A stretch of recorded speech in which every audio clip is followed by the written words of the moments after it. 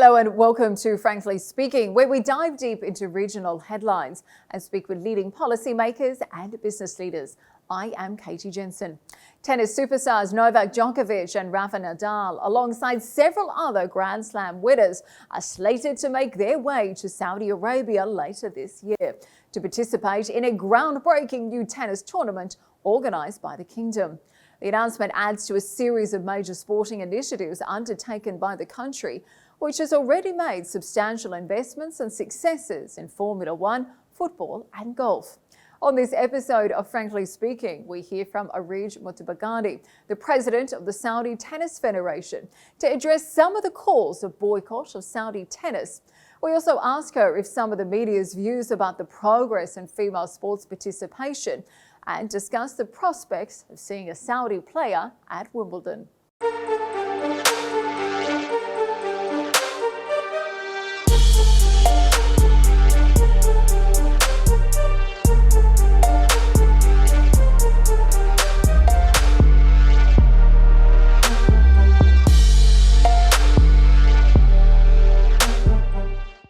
Ms. Mutabagani, thank you for joining us on Frankly Speaking.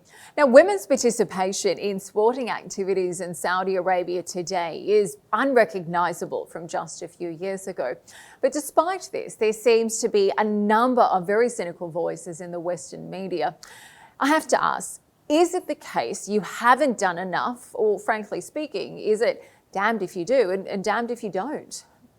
Well, I think Saudi Arabia has gone through a great transformation, especially when it comes to the world of sports and female participation. So the number speaks for themselves. We have hosted many international events. We have increased the female participation in sports. Now we have 330,000 female registered in sports. And we have around 14,000 female participants in tennis specifically.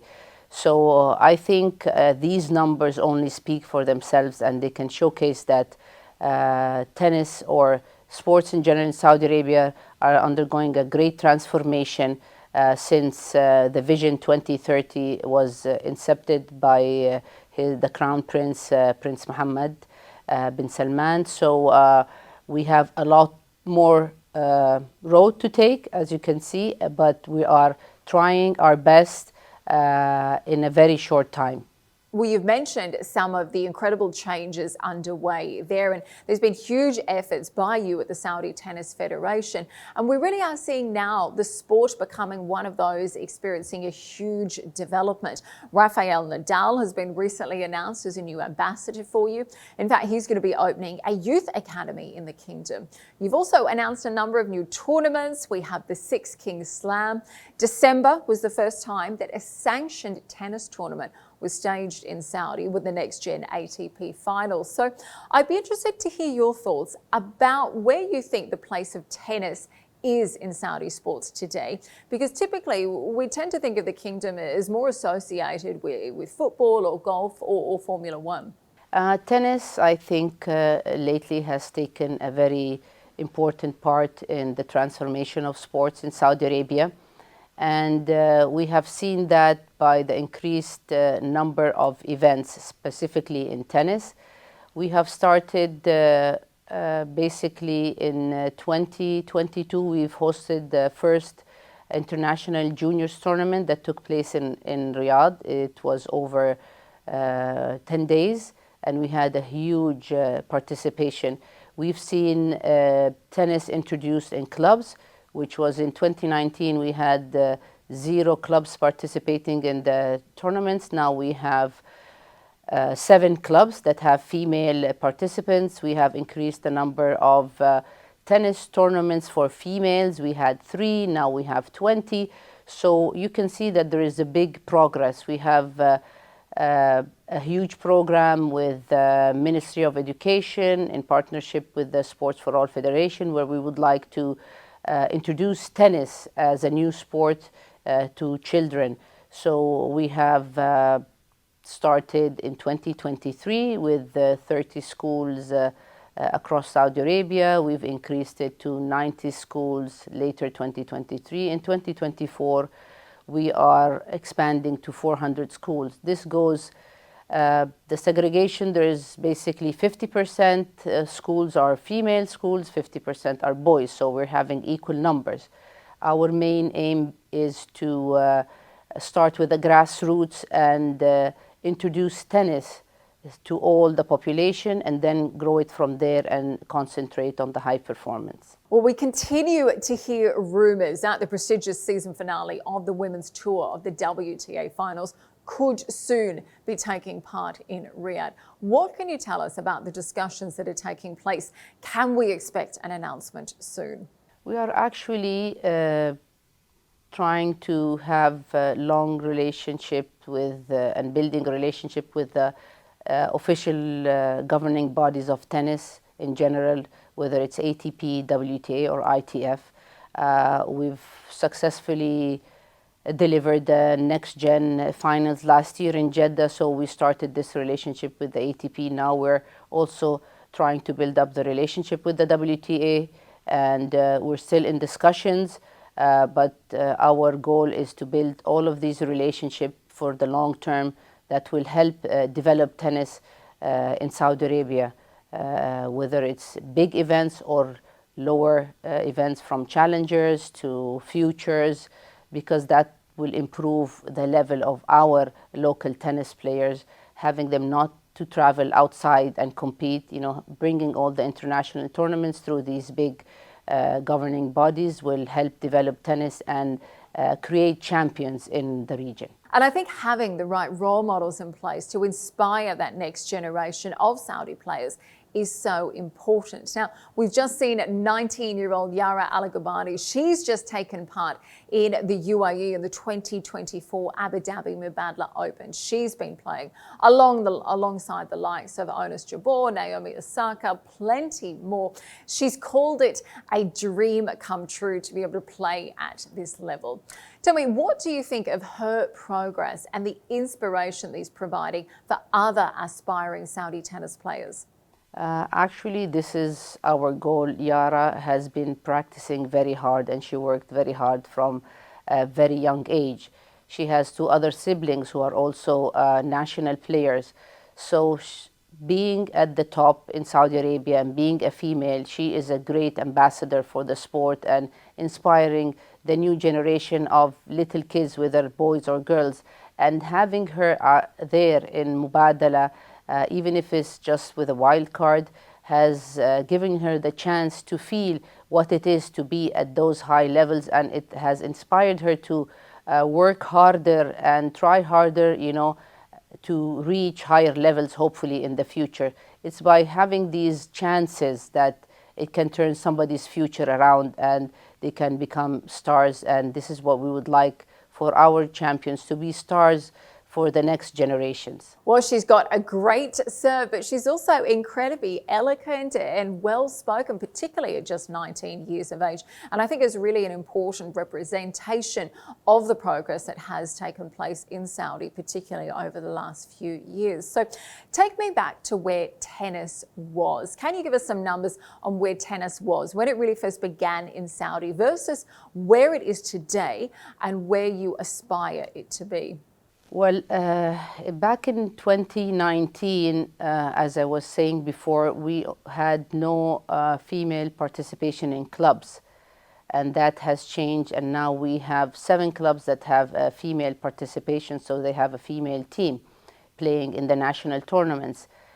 We had only 3 national female tournaments. Now we have 20 female tournaments.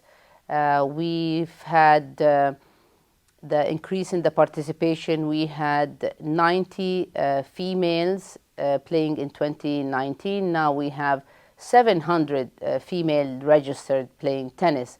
So as you can see, there is a huge appetite for female participating in tennis, and we are trying to expand that base, and we have an aggressive program to develop these talents from the grassroots up, since it has been kind of like the light on tennis has been very I mean, lately, attention on tennis has been increasing, and this is what we would like to do. Through all of these international events coming in, it will shed light on the sports in general and the participation of females. When we talk about tennis, we don't talk about just the players, basically, because in the tennis ecosystem, there are different stakeholders. So we try to take care of all the females that would really like to join the tennis family, which I call it the tennis family, because we have the parents, we have the players, we have the administrators, we have the tournament organizers, we have the officials, the coaches, etc., etc. So we have to take care of all the tennis ecosystem, and female take a huge part in it. I mean, those numbers are impressive. To go from 90 registered players just around 4 years ago and to be up in the ranks of 700 today is just incredible. Arij, I know you've played such a big part in the evolution of tennis in the kingdom. And in fact, you grew up playing at tennis as well. So tell me a little bit about your experience. What ignited your real love of the sport? And tell me about your experience in playing tennis in the kingdom from a young age. My first sport wasn't tennis. Just for you to know, it was horseback riding. I was riding with my sister at a very young age. But then when I grew a little bit older, I found some friends that were playing tennis because horseback riding wasn't my favorite sport. So I asked to join them and I started playing, and I thought it was okay, that's a great sport. So I started playing at around the age of 12.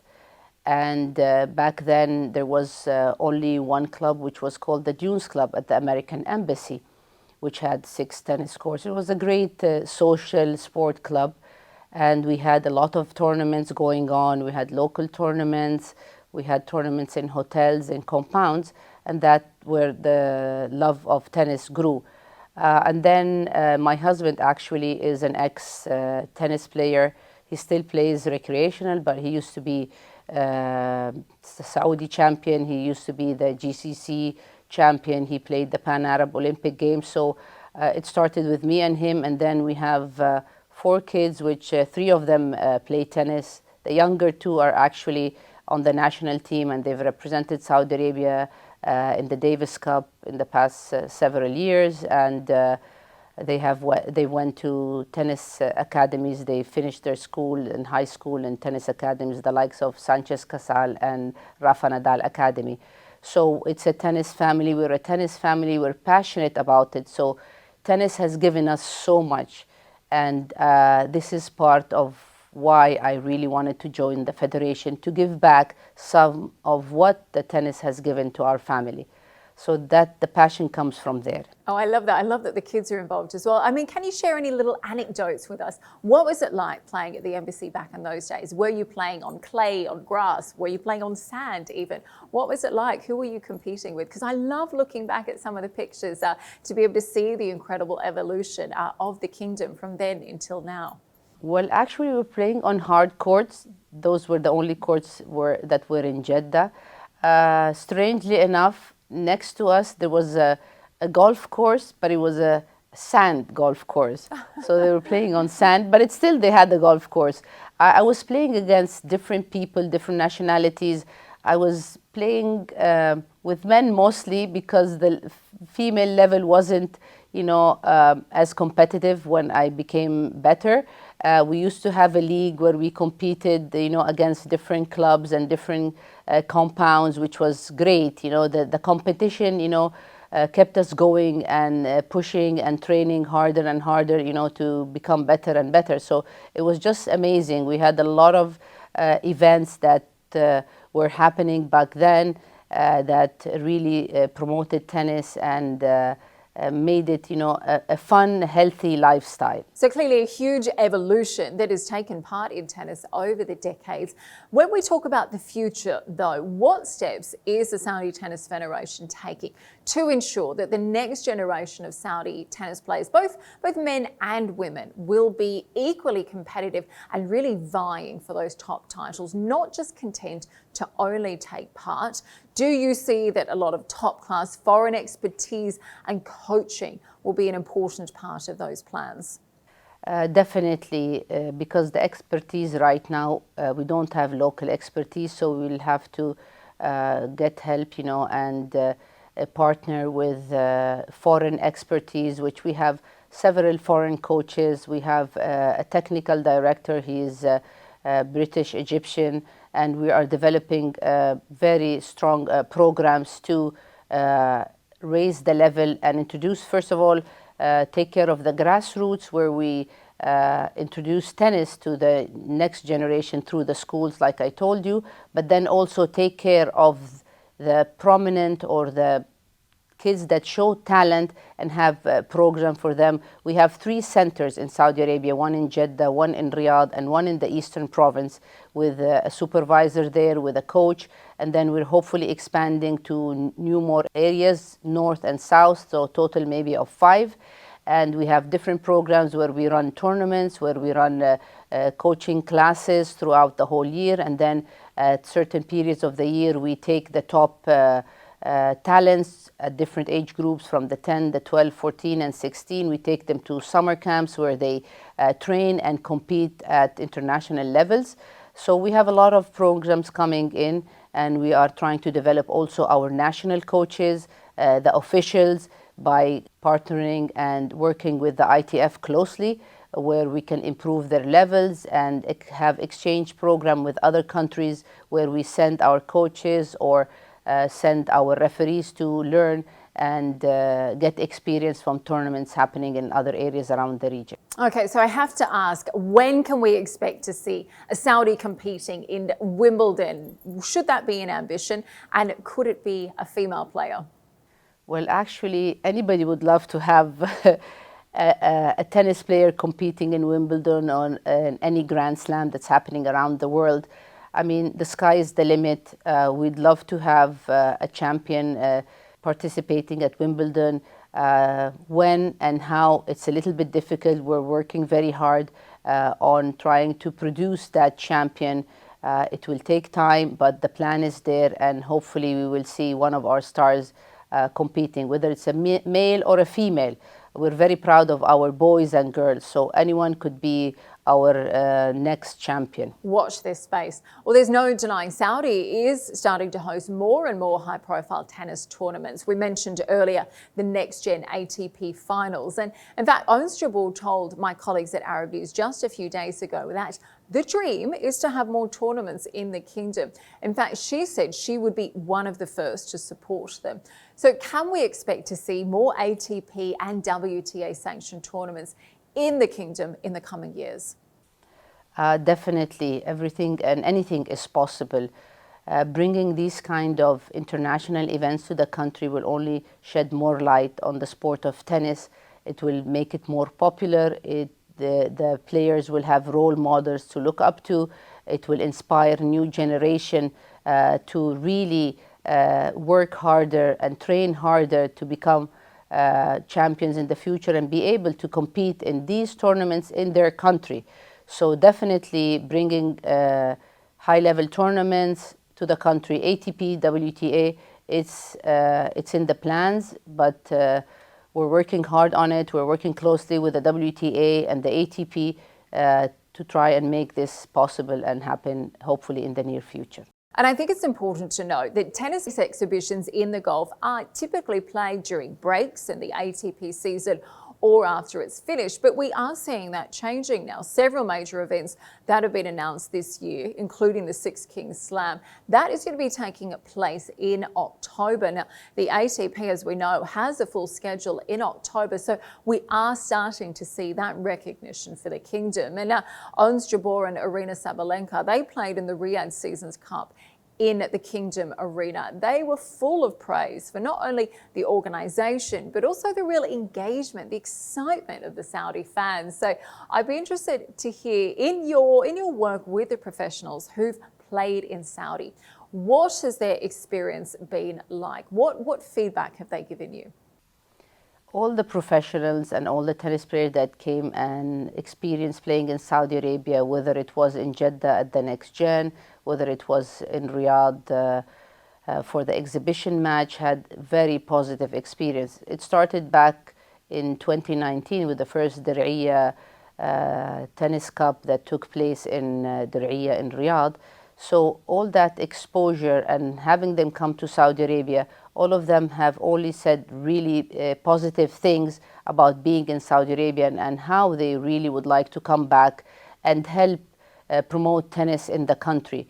They've been extremely happy with the audience. We had a full stadium for the exhibition match in Riyadh. Tickets were sold out, and the audience was really, really engaged. And this was very nice to see, and the players like that, because when you're on a tennis court, everybody likes, you know, the cheering that goes around in the audience. And strangely enough, we've noticed that the audience was engaged and they understood the game of tennis, which is very important. So having more of these exhibitions, more of these events will only encourage people to come, whether they're just players or they're just spectators, enjoy watching a great match. So all of these things are great, and all the players and the participants that they came and played in these events were very, very happy of the general experience, whether it was on the court, off the court, touring Riyadh or touring Jeddah, which is really positive for us. So clearly, a very positive experience, and yet the kingdom continues to face accusations of sports washing. Now, Princess Rima bin Bandar Al Saud, Saudi Arabia's ambassador to the US, well, she sent out a very strong statement when she responded to recent criticism from Martina Navratilova and Chris Evert of the WTA's possible deal with the kingdom. So I'd be interested to hear, what did you think of the comments that were made by the two former players and the statement that was then issued by Princess Rima? I actually grew playing tennis and having Chris Evert and Martina Navratilova as my idols. I was really looking up to them. They've done so much for tennis and for female participation and gender equality and getting equal prize money. And I respect their thoughts. I respect everyone is free to say and comment. But I would really like to invite them to come to Saudi Arabia and really see the progress that we are doing. We are in a phase of change. We are trying to change. They've done that. They've been there. So I would like to invite them and to come to Saudi Arabia and be part of this journey in changing and transforming tennis, and especially female participation.